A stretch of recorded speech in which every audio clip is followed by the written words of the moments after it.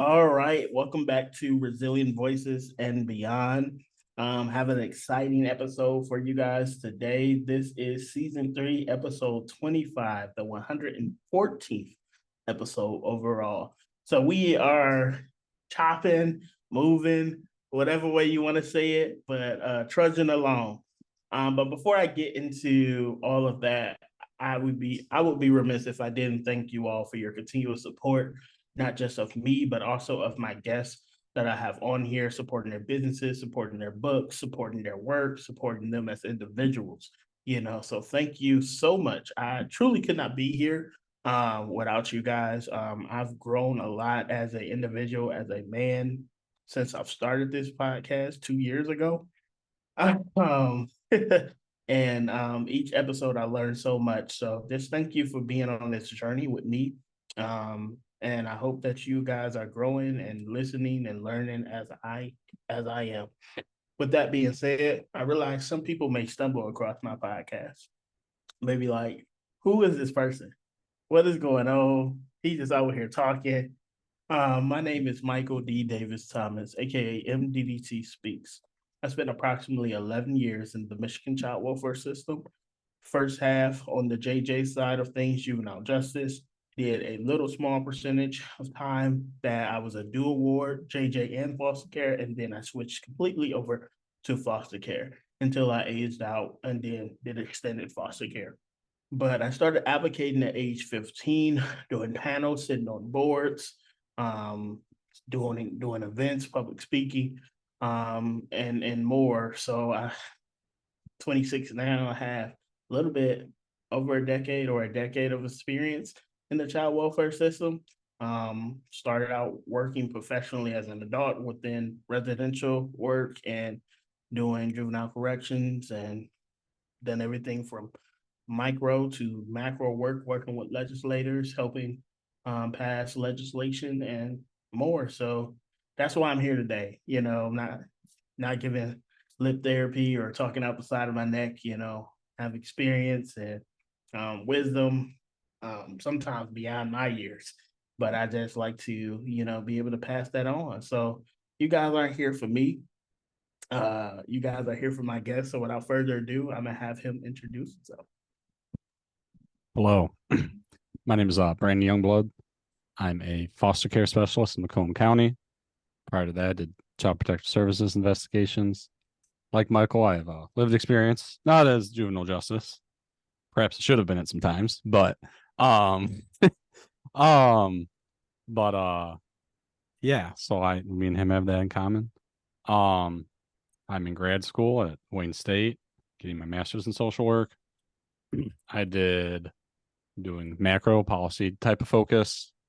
Um, there was like 3 different paths in that at Wayne. You can do policy, leadership. I'm forgetting the other one. I cannot remember what it is. I took some leadership stuff. I think the other one has to do with like stats and research or something or another. I've kind of dabbled in all 3. I don't know. I just kind of took what I was told to take and sounded interesting. And because I'm an accelerated program, it is shorter. So obviously with intention, but at the same time, I work full time. So whatever I can do to get done, and learn at the same time.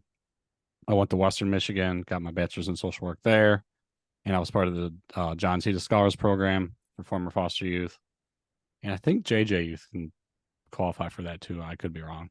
Where I got a lot of support, was able to go to school for free and kind of go through that experience with a lot of peers with similar background. I think that's how I would introduce myself. It's been a minute since I've done something like this, so trying to Yeah. strike a bunch of different notes. No, you did. You did extremely well.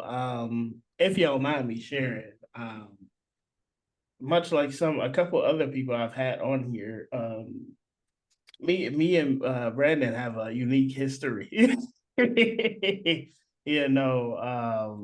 I believe I was in one of his CWTI classes or trainings or what have you, which is really crazy. I've had a couple of people that, in some way, life has kind of brought us back together full circle, whether it be a Right. podcast or doing a training or being at an event.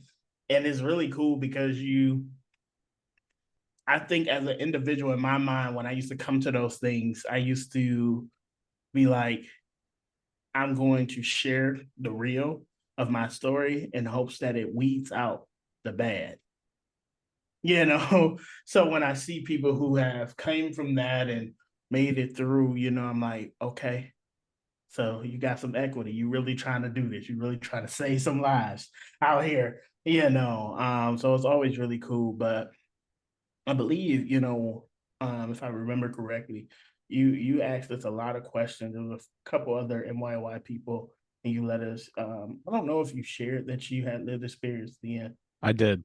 I I remember I did. I, I think I I said I think was proud of you guys yeah, and that you guys can like go to do on, stuff I was doing, which is kind of to my yeah. horn a little bit, but just to like inspire, right? Like, hey, I take advantage of stuff, you can do it type of thing was And that was really cool. So I just wanted to share that cool fact because I've had the really unique opportunity of come across people from my past, and it's been really neat just to for those I feel like for those individuals to see someone who was directly talking to them, who they directly said things to, that's helped me be who I am, but also sometimes when I hear stuff, I pass it on. A lot of the positive things, I take it in and I pass it on to somebody else. And it's always cool to see how it continues to flow.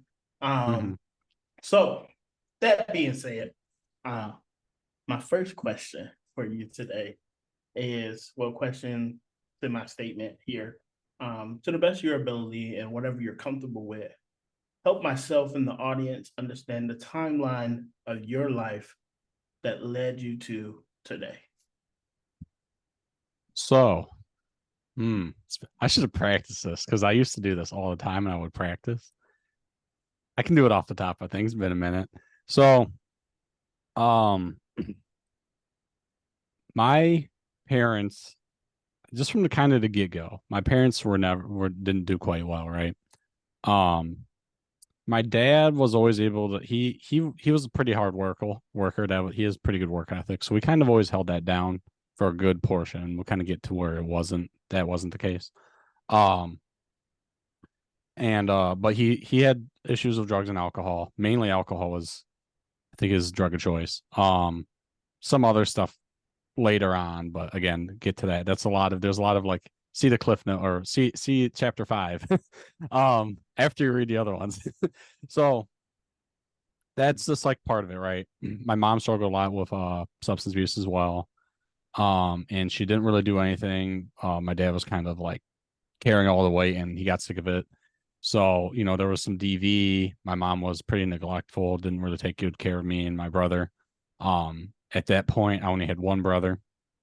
He's severely cognitively impaired, some autistic characteristics. I think he has Parkinson's now as an adult, and it makes sense because he has very bad motor control. And I was kind of looking at some of his documentation because me and my dad are his guardian, but kind of a later thing. So, so that was like a lot too for her. Like she had another child whose needs were significantly higher. So like that kind of compounded like how much care she gave us. So that said, my dad chose to leave her. That was pretty violent. I have this core memory in my head, and I think about it all the time. I don't know why. I've been thinking about it a lot lately, where I remember I was across the street at a friend's house. I'm watching my mom get arrested for beating my dad's ass with a sorry for swearing. Beating my dad with a broom. Um and and then she was screaming from the car to let me out. So I walk up to the car and she's like, let me out. I'm like, Mom, I can't let you out the cop car. Like I'm 7, bro. So so that's like some of the stuff I was dealing with them. So I kind of tangented on that bit, but that's just like a core memory, right, for me. And Mm-hmm. like I think that's a good example of some of the things I've seen. Yeah. Um and so they split, and then my dad was doing good for a number of years. He had primary custody of us, and I do think it's embellished a little bit how dads get treated to an extent. I think it's more nuanced than well, dads get not the best shake out in custody and stuff. But for the extent of that, that's true. My dad having full custody of us is kind of a lot, right? Um, my mom would see us every other weekend. I dreaded going over there, and then She ended up having another son, who's my brother. So that's my life for a few years. My dad's doing smooth. My grandma, his mom was very involved. Um, I was around 7 when they got divorced. I I say 7. My mom would say 8. My mom's deceased now. I can't remember. I could look it up on Court View now that I'm an adult and I know where all these things are. And that's public website. I wouldn't use anything for work, just FYI. But so my dad blows out his back. I was around, I can't remember how old I was, to be honest with you. I probably had to been like 10 or 11. And this is 2008. Remember 2008, the houses. My dad had a big old house, probably a big old mortgage. He stops working because he gets laid off because of his back. Then the economy takes a turn. He can't even sell his house and like do anything with himself, right? So he's stuck with this mortgage for a house that's not worth that value. He starts drinking really heavily, gets married to this who's now his ex-wife, woman who has kids and doesn't have custody of them, and she smokes crack, and they were smoking crack together and drinking all the time, domestic violence all the like every night. Like I'd think about like trying to go to bed, thinking about or thinking about when I'm coming to school rather, like am I gonna come home to a fight, or things gonna be chill? So that just goes on for a couple of years. And then when I'm 14, there was CPS involved at one point. They came to the house one time, but they told me never to answer the door. I remember hiding under the table, and then they showed up later, and I was just like, I don't even remember them talking to me. I don't remember them coming to school. I don't know why I don't remember this. Some people said, well, you might have blurted out. I don't really think so. I don't know, to be honest. Or I might have talked to somebody not knowing that they were who they were. Mm-hmm. So they get involved to say, and so one weekend I'm at my mom's and my brother's not with us. My impaired brother, right? Or that's not necessarily politically correct. My brother with diagnoses, right? He's at home and my mom gets a call saying he needs to be dropped off. So my dad's ex-wife's mom drops him off, and then the police come later, and then CPS is with them, and they take me and my brother. His name's Brian. I'm sorry, I never named his names. So they take me and Brian, and then my other brother Nicholas. They told her they'd be back for him.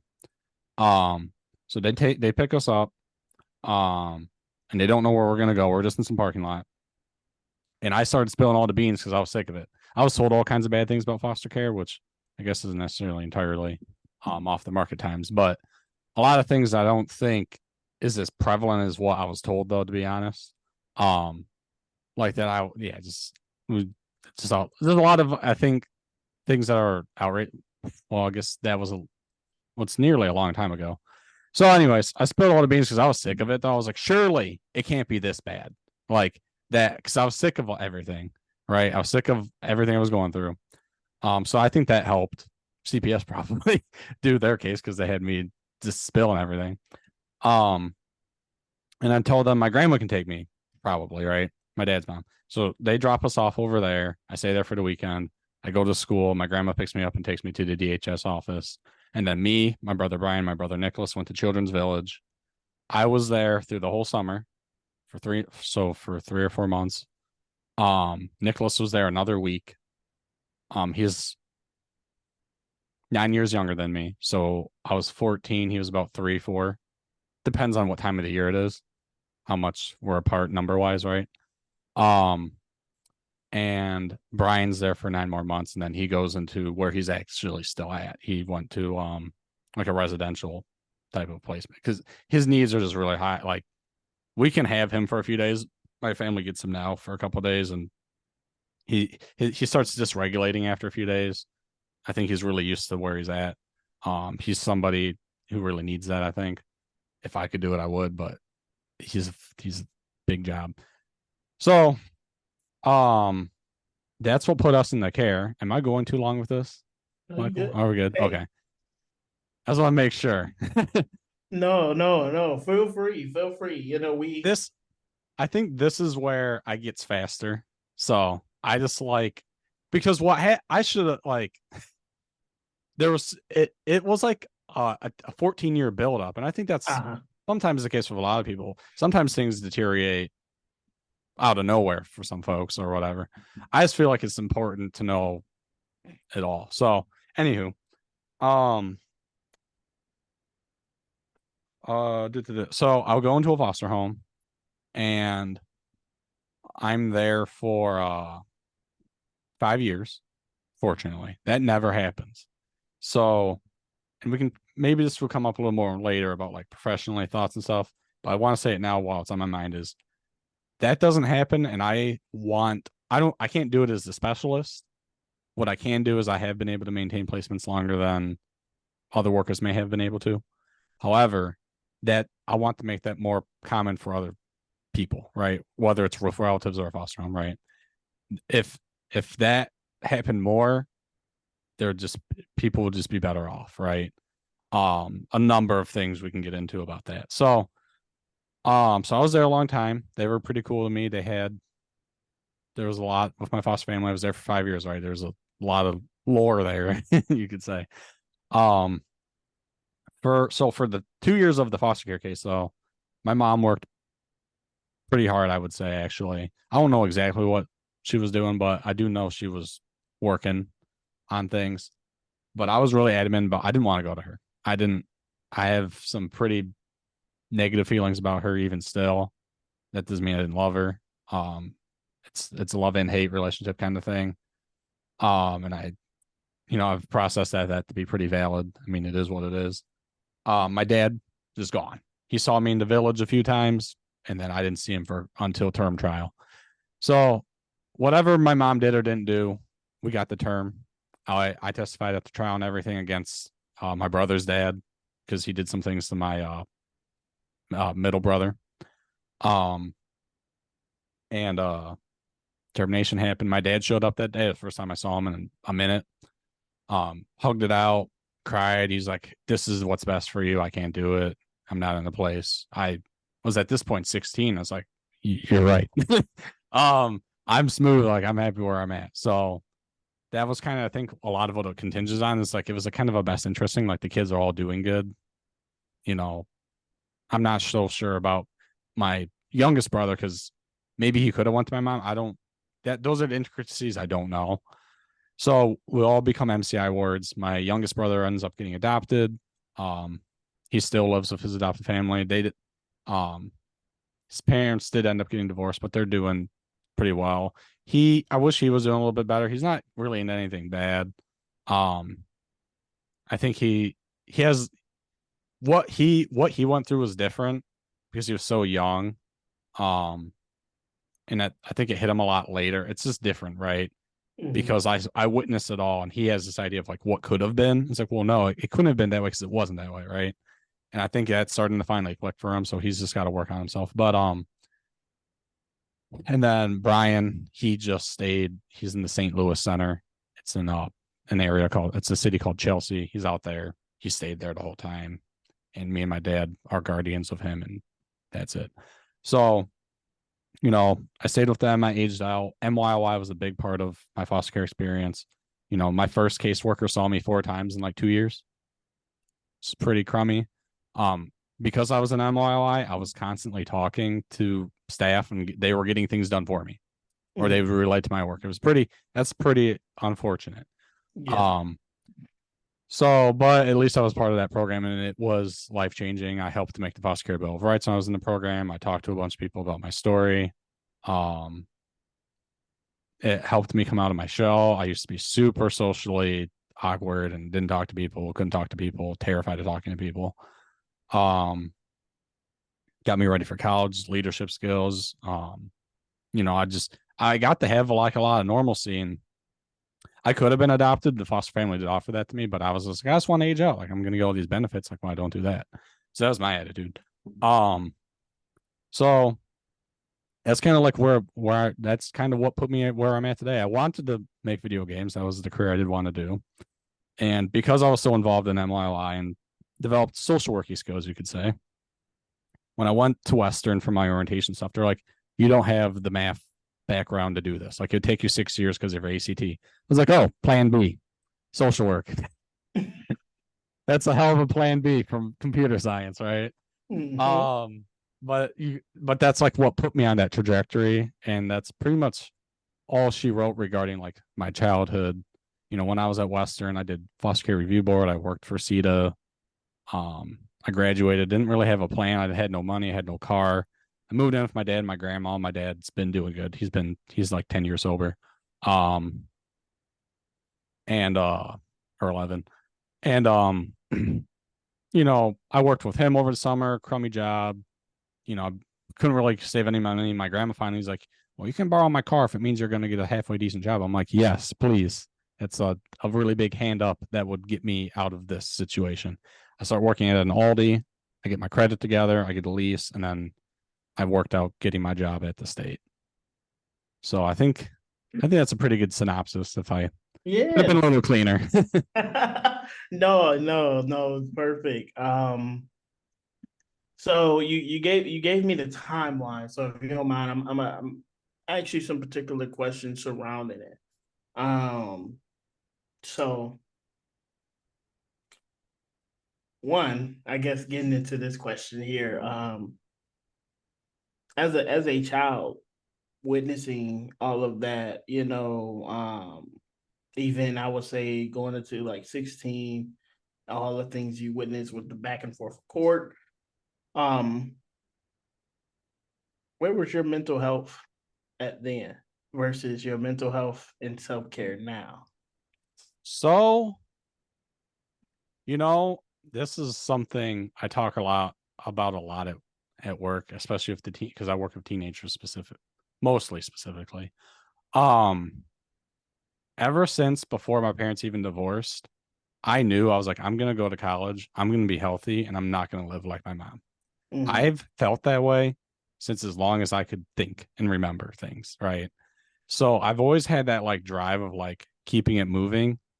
Um, and at that point, when I was removed, being in the village kind of sucked. You're familiar with Children's Village, I have to assume, right? Very, very, Very familiar. Okay. very. It's a goofy question. Well, I should, you know what I'm saying. It's Mandy's place now, but it That was was, H building when I was there. The yeah, OGs know. yep. And So, you know, I didn't like being there and I kind of hated it, and that really grated on me for a long time. And it's just hard to remember. Like I got out and I was just really thankful and I was really anxious, and my foster home was just good. They had their faults. Um could socially have some better views on things. I'll just put it that way. That's really it. Could have never really like they did a lot more for me toward like later on. Especially because I was like working and stuff, and they started to realize, okay, he's gonna do something with himself. They always knew that too. But they had me get a psychological, which I don't know the results of. Um, and then I went to therapy for a minute, and I never really wanted to go. Um, I didn't really feel like I had anything to talk about. I don't think I was ready. Probably years later, I've been more ready, and I'm trying to get to that. I'm trying to think about then, right? Because that was the question. So, like, I think I ignored everything, and um, that's kind of how I got through it all. And then things were just kind of kosher in the foster home where, I think a lot of kids in care, they come from all that and then they're jumped around. And it's like, it's almost to the point where they were probably just better off being home. You know what I mean? yeah, Had I moved 20 times, I probably would have been just fine staying at home because I at least had drive, like to hopefully do something. Hopefully I would have kept that despite in light of it all. But um, I think that's kind of the point of it is like when kids have some degree of permanency, the trajectory just improves, right? I aged out, but that was my choice. Had I had what was basically an adoption. I just took advantage of everything, right? Um, so I was like in a pretty good mental spot, I would say, because of that. I was really anxious. I will say that.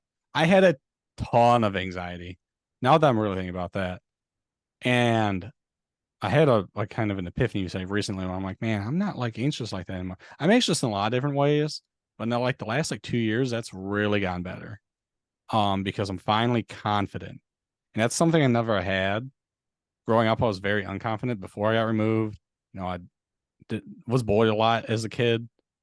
Um, and I think witnessing all that probably screwed up my confidence somehow, some way. So I think that those were the things, and MYOI like really addressed that for me because it was well, no, it was just anxiety about my life because I was like, what's going to happen? And then when I had some security about where never going home, I felt way better. I did some, there was a lot of things I did to cope that weren't great.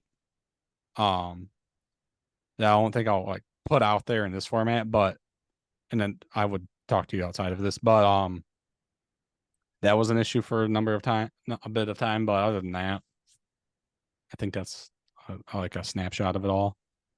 Definitely, definitely. Um, so are you the oldest of your brothers? Yes. So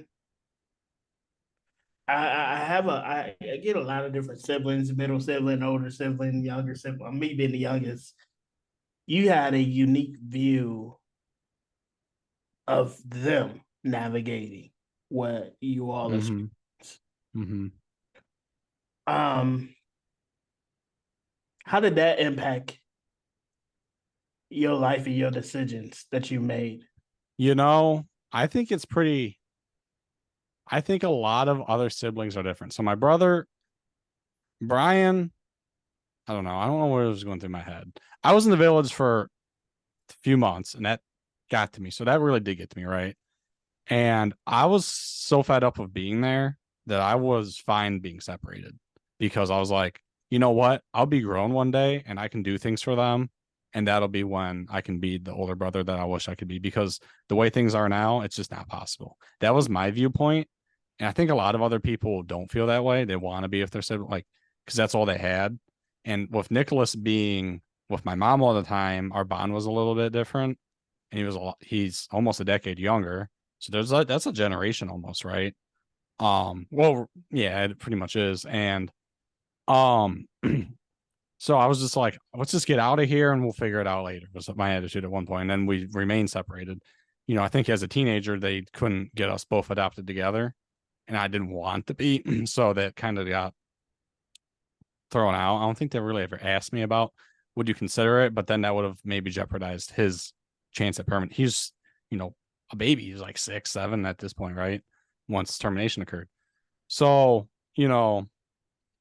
they that's just like how I felt about it. Can you say the question one more time? Because I think I'm I was asking, as you being the older sibling, how has you witnessing their reaction and okay. what they've been through affected your life and your decisions? So because I wasn't around Nicholas a lot, I didn't get to really see how he was processing it all. Mm-hmm. Um, I'd check in with him with his adoptive family. And I think what he does, I think he did what I did. He like ignored it all, but I kind of like processed it, but I was just so much younger, right? Or older. Um, and so like I never really like, I was like, oh, okay, he'll be fine. He's a little awkward, but he'll be good. Like, he got adopted and they're good with him. He's really into video games just like me. And like, he's just like how I was, right? Mm-hmm. And what I think what happened with him is he was never like pushed out of his social comfort, and because that's what he struggles with now. Like he's finally working. He's 20. And he's doing it with his aunt, and it's like it's gonna be short term, and but he's starting to build some confidence. And we've been really trying to push him. Like you gotta figure it out, man. Like you're smart. Like your parents would pay for you to go to school. Like just take a couple. Like just you gotta be doing something. Um, and I think he would have really benefited from like doing stuff like MYOI, but he was adopted. Like he wasn't really a part of any like social thing. And he lived out like in Algonac area, so it's a little more country bumpkin, a lot less people. And I'm sure if you're either in the in crowd or the out crowd in high school or middle school, and if you're not in, then you're not really getting good opportunities to develop social skills and overcome some of that stuff. So I think he really missed out in some ways on being able to do that. And he would, up until a little more recently, he would always talk about missing our mom and loving her and wishing he was never adopted and different things. And I've told him, I'm like, she's dead. Like, it's what could have been, could never, like I said earlier, could never have been, because it's just impossible, right? Nobody's keeping you from her because there's nothing to keep you from at this point, especially at this point. Like, like I think it's, maybe it's harsh for me to say, but I'm just very matter of fact. Mm. Um, so like I think he really struggles with that aspect. And I think he's starting to get there. Um, and for me, it's like I couldn't stand her in some ways. I loved her, but there was this like I would like when my dad had partial custody, I go there for the weekend. I was taking care of him, both of my brothers. I was changing their diapers. I was cooking dinner for her and them.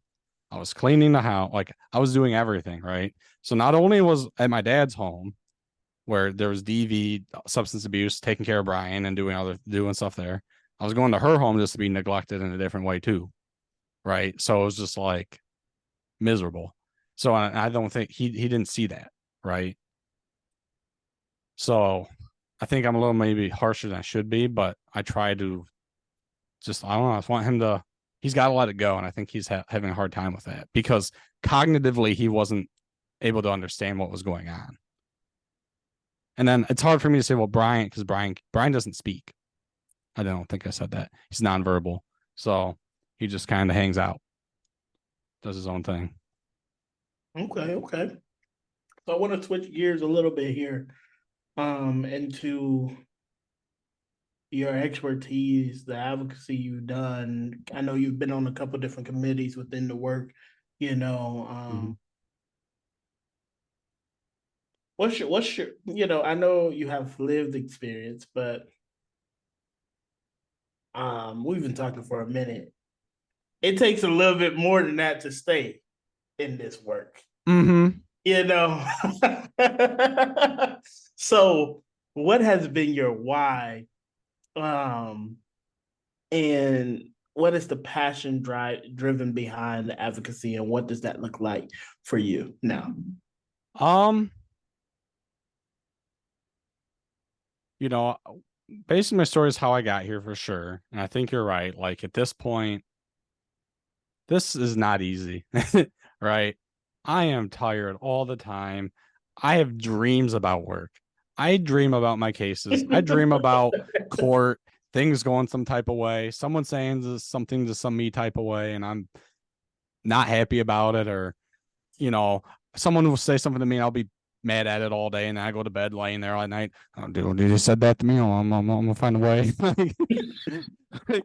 like I'm gonna find a way to say something bad. And I'm not even talking about the people I work with, because usually those folks don't actually really get to me. It's the court might set me off, or me and my she hasn't really set me off recently, and I mean we can get into that a little bit at some point. She's wonderful, but she worked with me growing up, for same context, so we have a very different kind of working relationship, but we make it work, right? um and just someone will just say something to me some type of way, and I get just mad. I'll be up at night, and there's been some times this year where I'm like, I'm done. Like I want to just be done so bad, but I was in my internship, so I was like burning it at both ends, so I was losing my mind. But I think that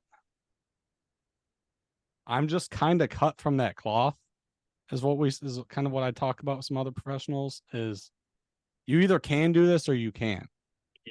And I just know that I can, and that's why I should keep doing it. And that when I'm it's not going to be forever. I don't have to do case management forever. I don't have to do those 8-hour days where I'm driving all over the state to see my kids. At some point I'll be able to do a much more still stressful job, but I'll have a little more peace. I'll pay my dues, as I say. There will be a time where I'm like, okay, I've done a case management thing. I've seen it all, and I feel like I'm kind of getting close to there because this might sound bad, but I'm kind of bored. Things are still challenging at work. I still love talking to the people. That's the part I love about job, actually. I'll never get bored of going out, doing home visits, talking to the kids, talking to the parents, talking to the foster mom, the residential staff.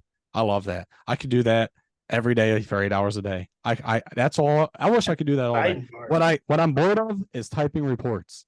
I man. am so bored of typing reports. And it's like I need a change of pace. So that says like that's what drives me is like, okay, eventually I'll be able to move on. And I know that how I'm built up here in my head is I can make things better from a policy standpoint in some sort of bigger role. And that's the end. Like I have a goal, right? Maybe a lot of people get into this work. It's their first career job. I'm gonna just go apply here and to be a social worker. You can't say you're a social worker on your license unless you're licensed. It's actually legal, but they think they're gonna go do that and they get into it and they're like, oh yeah, I'm not built for this, right?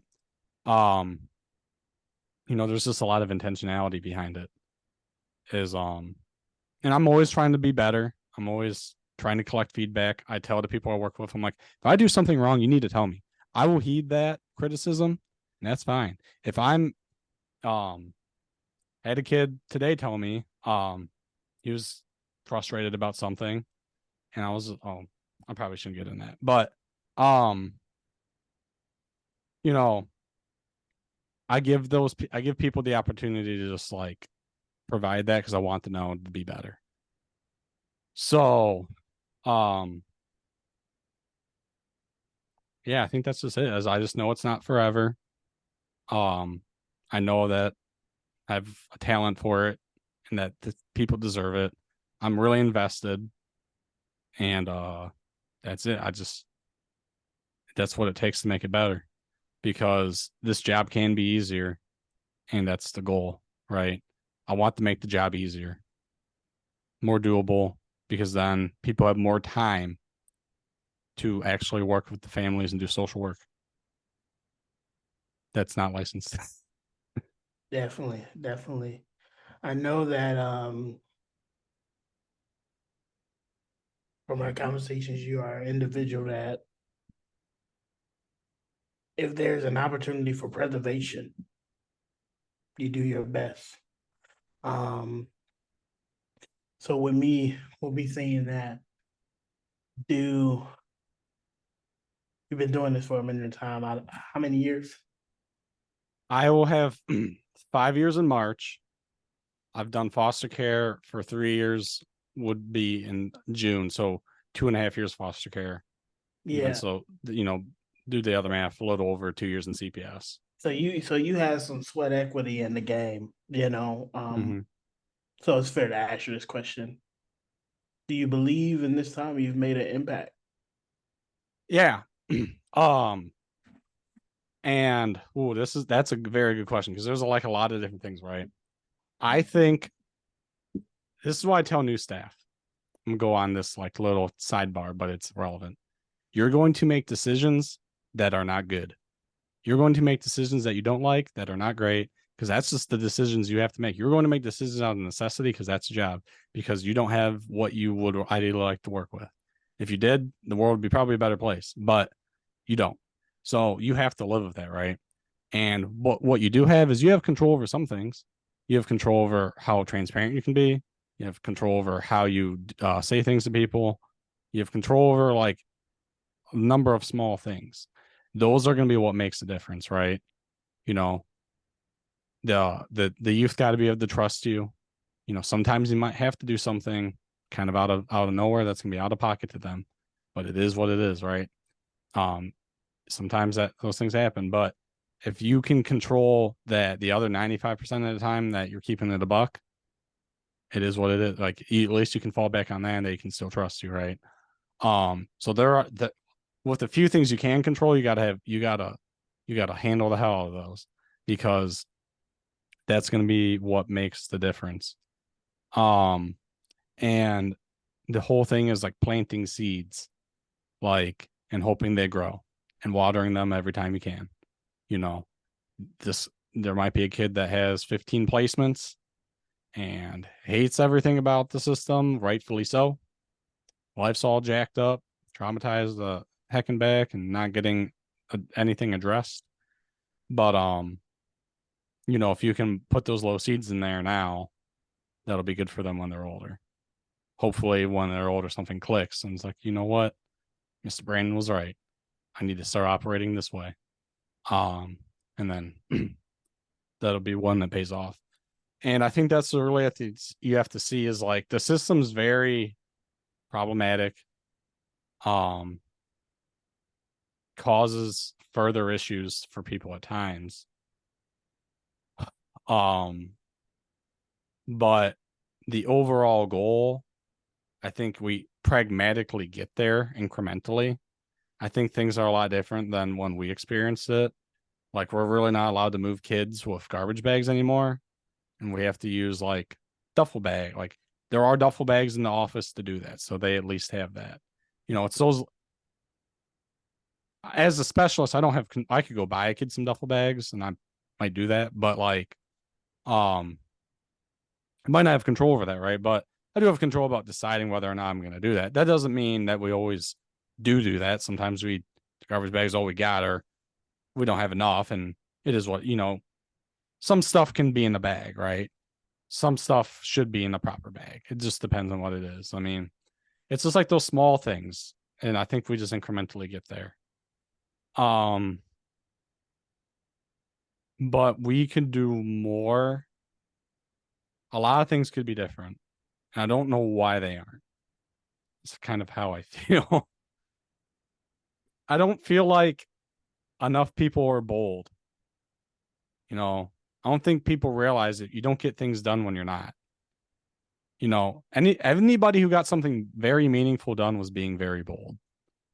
And I stand by that because there are plenty of people who definitely get things done not being bold, but a lot of those people are. So I think that's Glad more. you brought that up, boldness. Because when I think of boldness, courage, I think about the willingness to do what's right, even when you have all these, things coming. And the system me and you come from, a lot has changed. And I'm gonna give credit where credit is due. A lot has changed.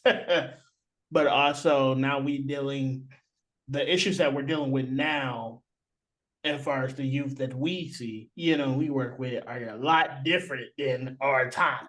I honestly hate that because I feel like an old head very badly. Like, there is something very different, and it's on some boomer level, like tomfoolery of saying that. Like, I'm trying to, like, I would say things a lot differently if we weren't recording, but it drives me crazy. It's just like,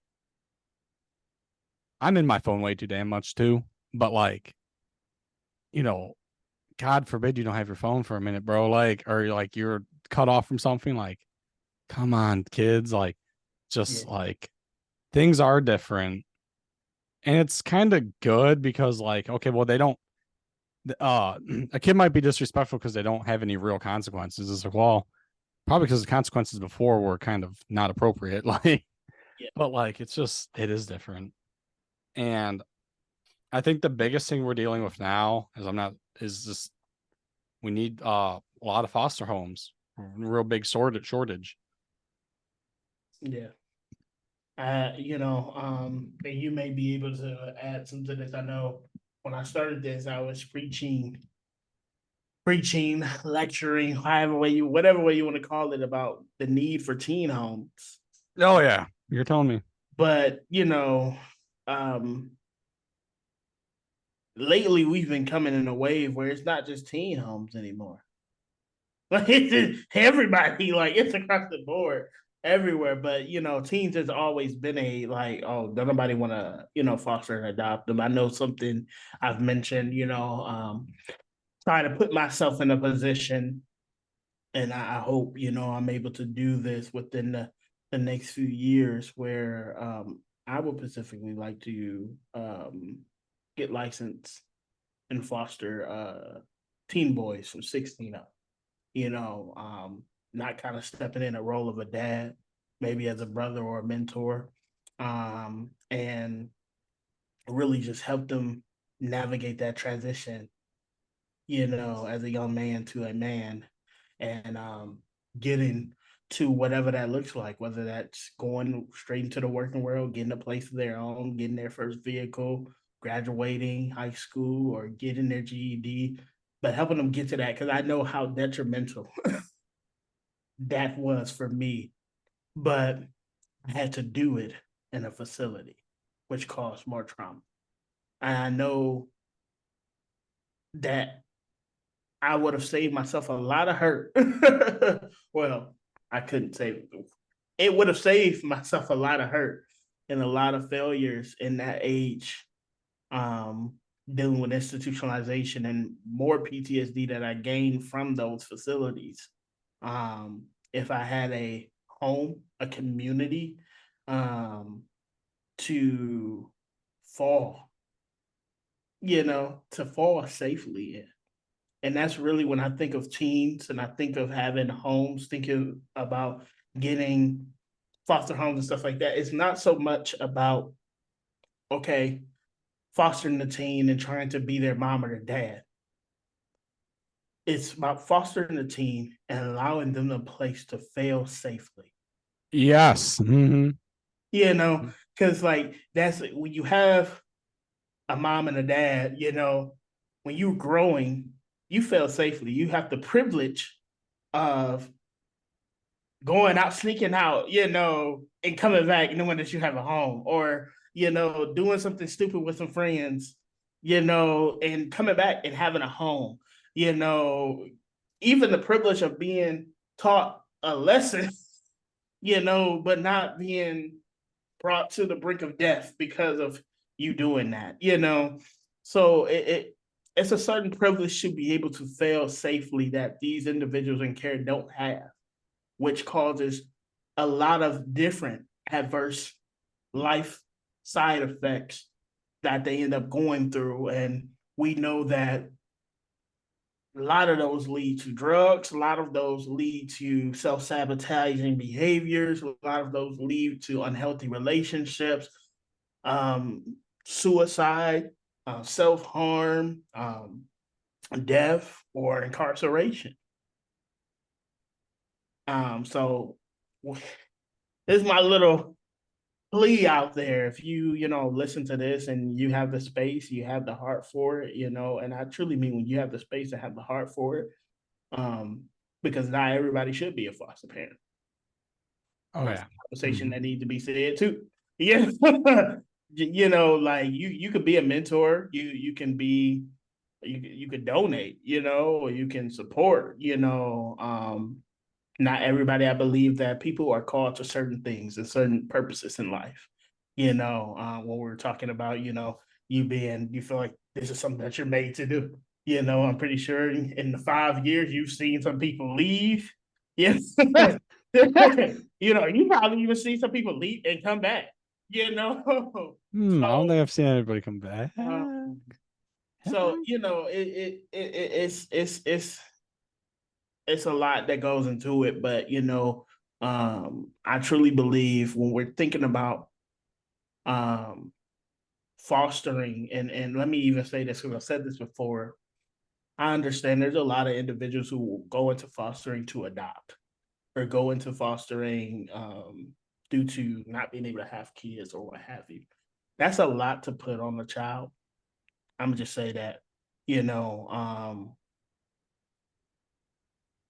I understand that certain things may happen in life in the course of action. So you are going to get your foster license and you want to adopt, but if things happen in a turn of events where that parent gets their life together, and are able to take that kid back, um, that's the goal when you think about fostering. That's the goal is to be able to get them back to their birth family, in a safe and nurturing way. That doesn't help in all ways, but the point that I'm trying to make is that if you are in a point of fostering, go into it knowing that it's temporary, but also do your best, pour your heart out. I do my job. I work currently a lot of different jobs, but one of my main jobs is juvenile corrections. And one of the ways, it may seem unhealthy and toxic, but one of the ways I know I've done my job with holding my kids accountable is when they don't like me by the end of the day. But I know every time I come into work, I get the best greeting. They happy, they joking with me.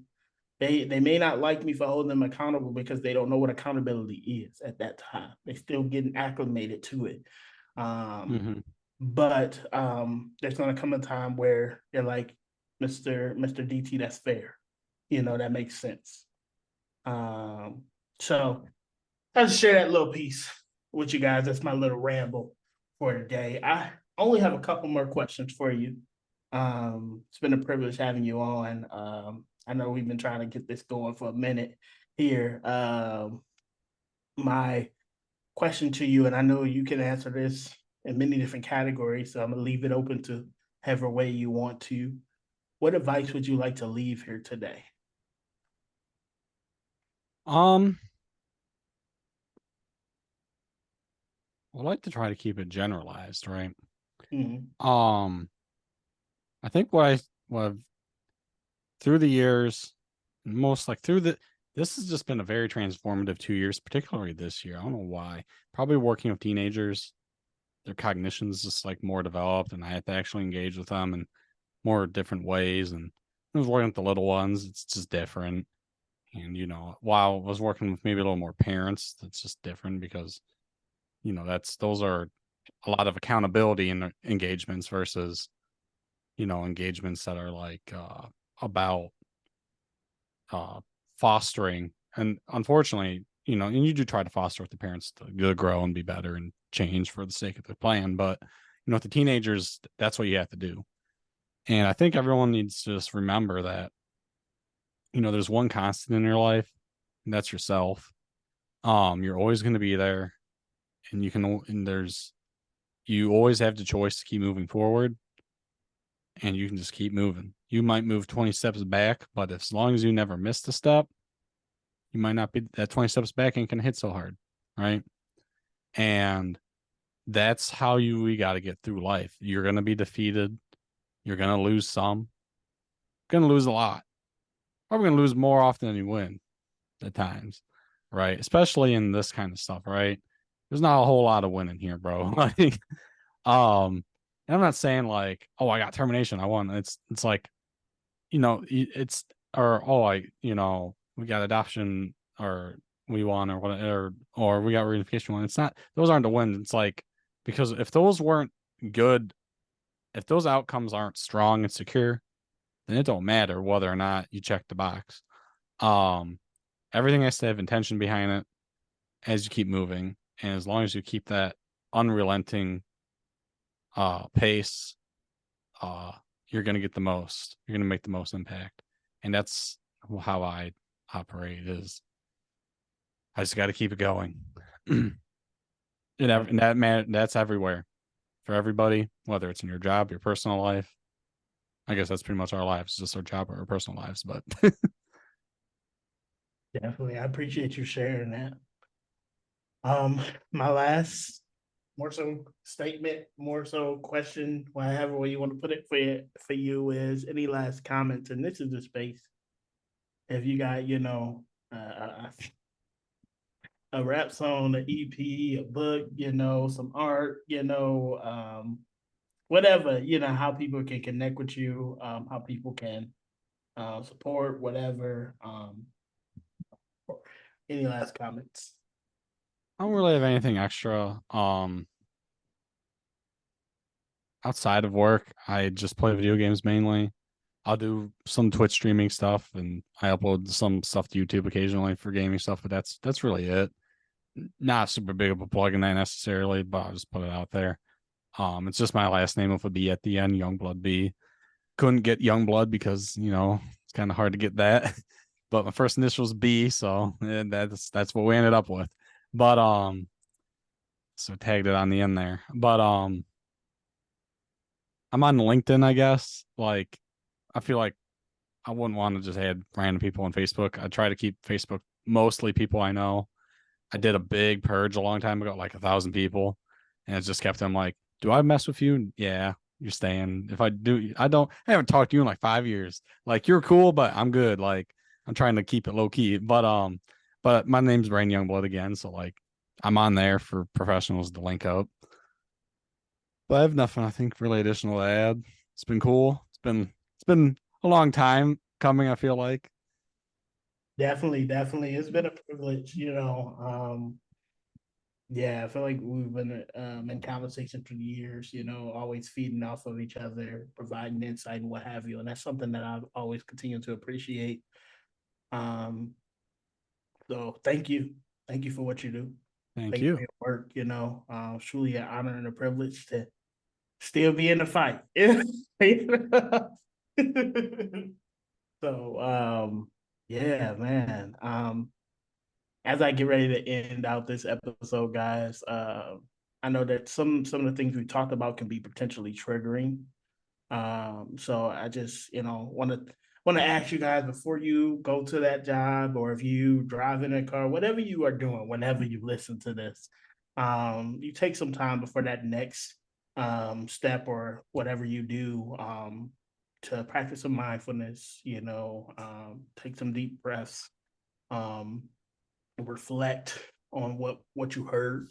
But also I realized some of these things could awaken some things that you have been through, and if that is the case and you are interested in starting a journey of healing and talking about some of these things, feel free to reach out to me.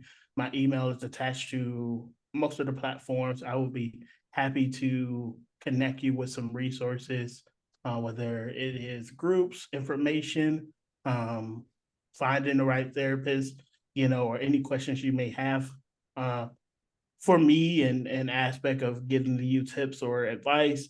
I'm willing to answer them. Also, it's the holiday season, and it's cold, flu, and um, everything else as a virus season. So please be safe. Um, I realize that during the holiday season, not just as people with lived experience, a lot of people have hard times. Whether it is because financial burdens or mentally. So um check on somebody that that you haven't checked on in a while. I'm not telling you to go talk to your ex that you probably should be talking to. I'm not telling you to call the boss that you have a bad I'm not telling like, please use your discernment and your discretion. um just I realize that a lot of individuals suffer in silence, and we've learned, I feel like it's been heightened since COVID, um, with suicide, and all these other things. People have having mental breaks. So just check on somebody. With that being said, also, I've had a lot of guests on here who has their own businesses, nonprofits, or authors, and what have you. You're looking for a gift, looking for how you can support. Check out some of the podcasts I've had, some of the episodes that I've had. There's a lot of individuals on here who have really cool programs, curriculums, nonprofits that are doing some really great and neat work. Um, and I know Giving Tuesday has passed, but if you still are looking to give, that's something that you can look at. I have their information. I always ask the guests that I have, how can they connect? And some of them have their websites and stuff attached. So look through that. Also, Resilient Voices and Beyond is always willing to take some support and some love and donations, but also your likes, your shares, telling a friend, your rates, your reviews also help as well. This podcast is completely self-funded. And for a few years, that has been from my other endeavors poured into this. I've kind of opened it up to build some donors, get some support from friends and associates, and I've been privileged to get some support to be able to help this thing sustain. There's been some times where some things have been on the wire where Zoom was like, "Look, that bill is due." But I truly appreciate all the support. And, if you're looking to donate, I have a GoFundMe up. I'm trying to raise enough to sustain the podcast for 2 years. But also, um, I mentioned in episode 24, episode 25, that I also know I'm not the only one, but I'm one of many other lived experience individuals who do great work, are really known for advocacy, but um, we get reached out to a lot, from other lived experience individuals who may be struggling, may have fell on their luck or what have you. And sometimes we have to help or support them, sometimes we don't. So I would like to create from this platform an emergency fund. I would like to create scholarships. I would like to be able to do community engagement and educating the community on family preservation and more. So if you are interested in supporting those things and getting those things started alongside me, there's spots where you can be a sponsor or more. So feel free to reach out. That being said, this has been episode 25 of Resilient Voices and Beyond, season 3, the 114th episode overall. Talk to you guys soon. I hope that you guys have a good night.